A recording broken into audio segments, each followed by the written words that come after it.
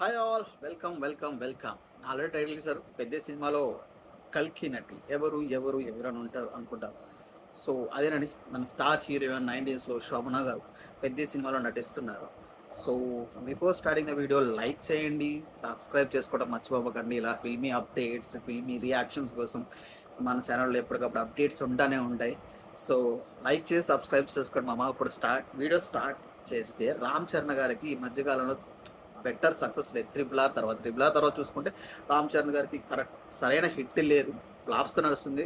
మన మెగాస్టార్ చిరంజీవి గారితో ఆచార్య సినిమా చేశారు, అది డిజాస్టర్ అయింది. అలాగే కిసిక్కా కిసిక్కా బాయ్ అని సల్మాన్ ఖాన్ గారితో బాలీవుడ్లో మూవీలో క్యామియో రోల్ చేశారు, అది కూడా పెద్ద హిట్ కాలేదు అక్కడ. సో అలాగే ఫుల్ లెంత్ రోల్కి వచ్చేస్తే మన గేమ్ చేంజర్, మీకు అందరికీ తెలిసే గేమ్ చేంజర్ అనే సినిమా తీశారు, బట్ అది కూడా డిజాస్టర్ అయింది. సో పర్సనల్ మై ఒపీనియన్ అయితే గేమ్ చేంజర్ పెద్ద డిజాస్టర్ కాదు. Personal I like the movie. So చాలా బాగుంటుంది, నాకు నచ్చింది, బట్ అది కూడా డిజాస్టర్ అయింది. సో ఇప్పుడు ఆయనకి అయితే ఒక మంచి హిట్ కావాల్సింది, మాస్ కమ్బ్యాక్ సాలిడ్.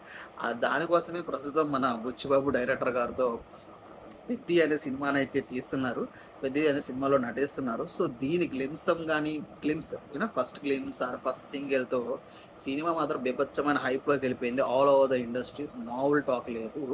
అయితే గత సినిమాలతో సంబంధం లేకుండా మన రామ్ చరణ్ గారి బిజినెస్, పెద్ద సినిమా బిజినెస్ మాత్రం సూపర్ డూపర్గా జరుగుతుందని టాక్. అయితే ఈ సినిమా 2026 మార్చి నెలలో వస్తుంది. సో దానికి భాగంగా దీనిలో కాస్టింగ్ కూడా చాలా ఇంట్రెస్టింగ్గా ఉంది. అది మన కన్నడ సూపర్ స్టార్ శివరాజ్ కుమార్ కూడా ఇద్దరు ఒక మంచి ఈ పాత్ర, మంచి రోల్ చేస్తున్నారనేది టాక్. అలాగే మన స్టార్ హీరోయిన్ ఆల్రెడీ ఇప్పుడే చెప్పాం, పెద్ద సినిమాలో కల్కి నటి. సో ఆవిడ కూడా శోభన గారు కూడా మంచి ఇంపార్టెంట్ రోల్ ప్లే చేస్తున్నారనే టాక్ అయితే నడుస్తుంది. అయితే ఆమె పాత్ర ఏంటనేది మనకు ఫుల్ అండ్ క్లారిటీగా తెలియదు. పెద్దలో మాత్రం వెరీ ఇంపార్టెంట్ రోల్ చేస్తున్నారని తెలుస్తుంది. ఈ మధ్యకాలంలో ఆమె సినిమాలు ఎలాంటివి చేయడం లేదు. ఓన్లీ కథ బాగుండి తన పాత్రకి ఇంపార్టెన్స్ ఉంటే మాత్రం ఎస్ చెప్తుంది.